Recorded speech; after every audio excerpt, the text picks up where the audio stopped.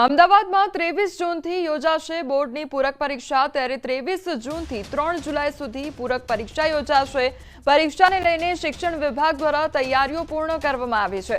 અમદાવાદમાં 51 જેટલા બિલ્ડિંગોમાં લેવાશે પરીક્ષા, તો 18,000થી વધુ પરીક્ષાર્થીઓ નોંધાયા છે। ધોરણ 10ના 10,445 વિદ્યાર્થીઓ પરીક્ષા આપશે, જ્યારે ધોરણ 12માં 7,727 વિદ્યાર્થીઓ નોંધાયા છે।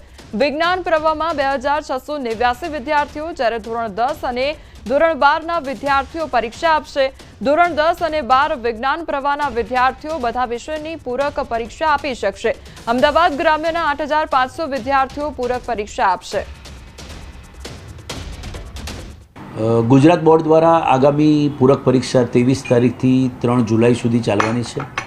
આ પૂરક પરીક્ષામાં અમદાવાદની અંદર 51 બિલ્ડિંગની અંદર પરીક્ષા લેવામાં આવનાર છે। તમામ બિલ્ડિંગની અંદર જે કેન્દ્ર સંચાલકો હોય, સ્ટાફની નિમણૂક હોય એ પૂર્ણ કરવામાં આવેલું છે। અમદાવાદની અંદર 51 જેટલા બિલ્ડિંગની અંદર પરીક્ષા લેવામાં આવનાર છે અને એમાં કુલ 18,172 જેટલા વિદ્યાર્થીઓ આ પરીક્ષામાં નોંધાયા છે।